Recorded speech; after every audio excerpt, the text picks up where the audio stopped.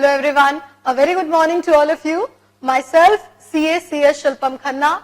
I would be dealing with your executive program paper that is Economic, Business and Commercial Law. ठीक है, मैं आपसे discussion करूंगी आपके पेपर के बारे में, that is economic, business and commercial law के बारे में डिस्कशन करेंगे.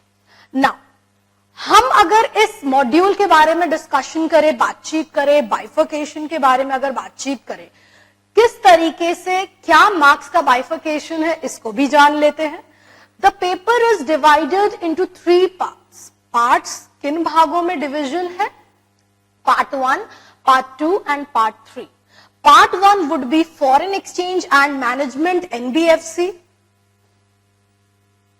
Part 1 would be foreign exchange, management and NBFC. Part 2 would be comprising of competition law. It would be consisting of competition law discussion. Whereas Part 3 की अगर हम बात करें, Part 3 would be business and commercial law.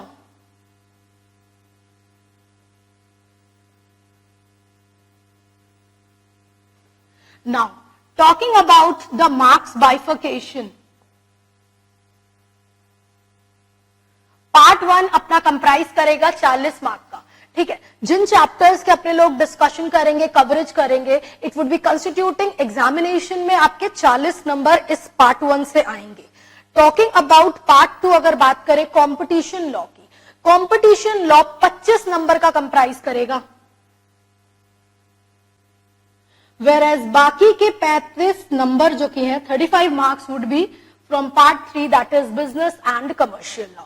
ठीक है, आज अपने लोग स्टार्टअप करेंगे. Today will be starting economic, business, commercial law के पहले चैप्टर से, that is reserve Bank of India Act 1934. ये बाइफर्केशन तो आपको पता है, फिर भी मैंने एक ब्रीफ आइडिया दिया. अपने लोग अब स्टार्टअप करते हैं, अपने पहले चैप्टर के बारे में डिस्कशन करते हैं. Slowly and gradually we shall be further moving ahead with the discussion.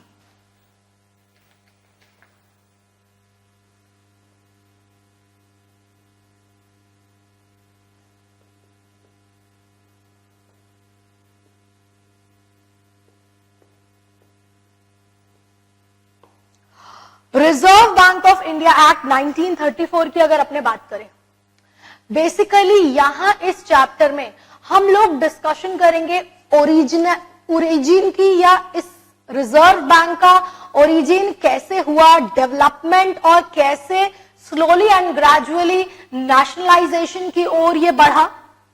Further we shall be discussing with regard to the purpose या ऑब्जेक्टिव अगर हम कहें आरबीआई का, एंड साथ ही साथ एस्टैब्लिशमेंट के बारे में बात करेंगे.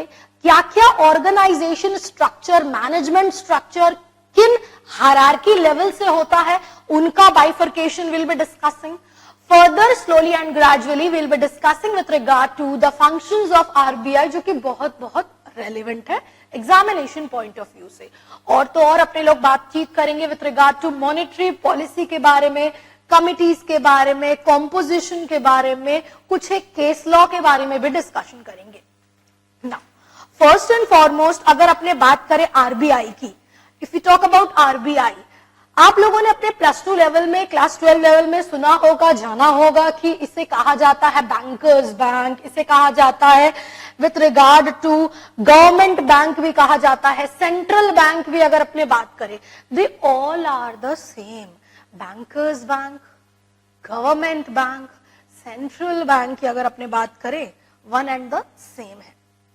इसकी ओरिजिनलिटी या इसके पीछे की वजह, इसकी कहानी या स्टोरी क्या है, इसके बारे में जान लेते हैं.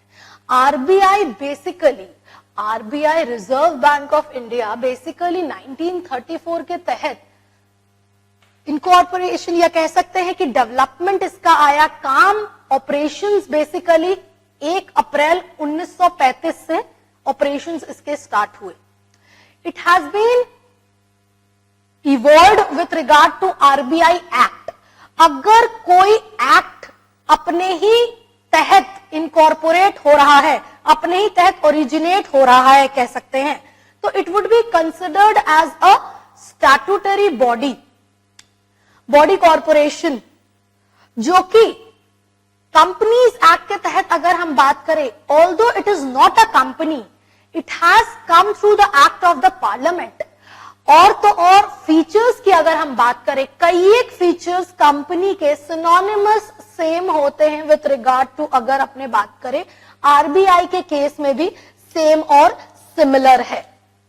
ओरिजिन की अगर अपने बात करें, बेसिकली क्या होता था पता है, गवर्नमेंट जो कि है ना केवल फंड मैनेजमेंट करता था, ना केवल पैसे की मैनेजमेंट देखता था, लोगों को भी किस तरीके से गवर्न करना है, उन सारी चीजें भी गवर्नमेंट के हाथ में थी।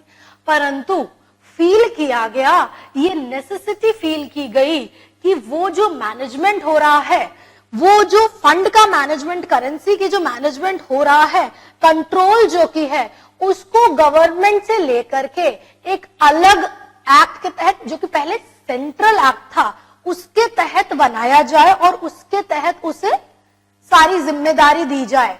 उनके अलावा बैंकिंग के फंक्शंस भी वो देखे। अपने लोगों को आरबीआई के बारे में ये तो पता है कि ठीक है, रिजर्व बैंक ऑफ इंडिया जो कि है बैंकर्स बैंक कहा जाता है, क्योंकि बाकी के जो बैंक्स हैं, कमर्शियल बैंक्स जो कि हैं, उनका खाता कहां होता है, आरबीआई के पास होता है। साथ ही साथ आरबीआई उनको कुछ रेशियोज मेंटेन करने के लिए बोलती है, ratios in the form of CRR, SLR and other requirement तो होती ही होती है। आप एज अ सिटीजन अगर अपने अकाउंट ओपनिंग के लिए जाओगे, कहां, रिजर्व बैंक में अकाउंट खोलोगे, नहीं, कमर्शियल बैंक में अकाउंट खोलोगे आप अपने, whatever be the case, उनका खाता, बैंक्स का खाता, कमर्शियल बैंक्स और अदर बैंक्स जो है कि उनका अकाउंट जो कि है is maintained by RBI. Time दर टाइम पे लिक्विडिटी को कंट्रोल किया जाता है आरबीआई द्वारा। फंड की रिक्वायरमेंट होती है तो प्रोवाइड की जाती है इकोनॉमी में, फंड ज्यादा होता है तो उसे एब्जॉर्ब भी किया जाता है आरबीआई द्वारा। इनके बारे में भी बातचीत हम करेंगे। अभी हम केवल एक ब्रीफिंग आइडिया ले रहे हैं इसके बारे में कि ये आरबीआई जो कि है, ये किस तरीके से इसका ओरिजिन हुआ है, कैसे इसको फाइनली नेशनलाइज किया गया, और वो सारी चीजों के बारे में बात कर रहे हैं ना। बहुत पुरानी बात है, हाँ बहुत पुरानी बात है, जब बेसिकली कह सकते हैं कि आपका जन्म ही नहीं हुआ था। Talking about with regard to the year 1926, 1926 में रॉयल कमीशन या Hilton Young commission, royal commission का ही नाम हिल्टन यंग कमीशन, उनके द्वारा ये रिकमेंडेशन दिया गया, उनके द्वारा ये रिकमेंडेशन दिया गया कि एक सेंट्रल बैंक को क्रिएट किया जाए, सेंट्रल बैंक को क्रिएट किया जाए। वो जो कि सेंट्रल बैंक है, बेसिकली क्रिएट क्यों किया जाए, कंट्रोल करने के लिए। किस चीज को कंट्रोल करने के लिए, करेंसी और क्रेडिट जो कि है, इसका कंट्रोल जो कि है गवर्नमेंट से, उसको लेकर के एक सेपरेट सेंट्रल बैंक को यह दिया जाए कि वो उसका मैनेजमेंट करे, वो उससे डीलिंग करे, और तो और इसके साथ साथ अदर बैंकिंग फंक्शंस जो कि हैं वो भी मैनेज करे सेंट्रल बैंक। तो क्या हम कह सकते हैं, can we talk with regard to the origin, अगर अब बात करें, origin of Reserve Bank of India. Firstly, in the year 1926,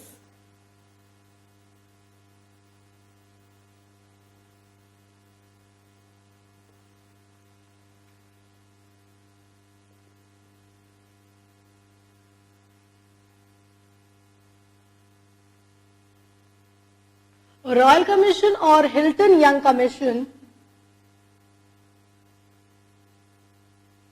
recommended the requirement of central bank। Royal commission या Hilton Young commission, royal Commission as an Indian Currency and Finance, या जिसका नाम Hilton Young commission भी है, recommend किया कि create किया जाए विथ रिगार्ड टू एक सेंट्रल बैंक को क्रिएट किया जाए। क्या पर्पस था? Basically control of currency and credit from the government.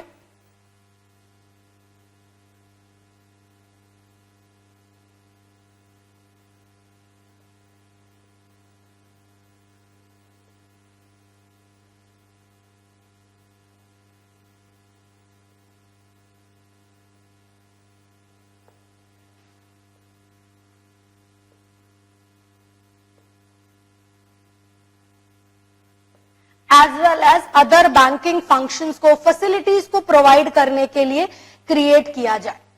यानी कि गवर्नमेंट से करेंसी मैनेजमेंट और जो क्रेडिट मैनेजमेंट गवर्नमेंट अभी तक देखती चली आ रही थी आरबीआई के, तो क्रिएशन की बहुत बाद की बात है। उससे पहले तक ये सारा करेंसी का, ये सारा क्रेडिट का नियंत्रण, कंट्रोल किसके पास था? गवर्नमेंट के पास था।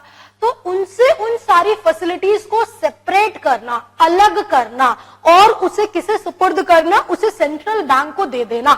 साथ ही साथ इनके अलावा और बैंकिंग फैसिलिटीज, नियंत्रण रखना, कंट्रोल रखना, देखना कि वो बैंक के काम, वो बैंक के ऑपरेशन कायदे से प्रॉपर वे में हो रहे हैं कि नहीं, इन रिक्वायरमेंट को कंसिडर करते हुए ये रिकमेंडेशन दी गई 1926 में royal commission Indian Currency and Finance, या जिसे हिल्टन यंग कमीशन भी कहा जाता है।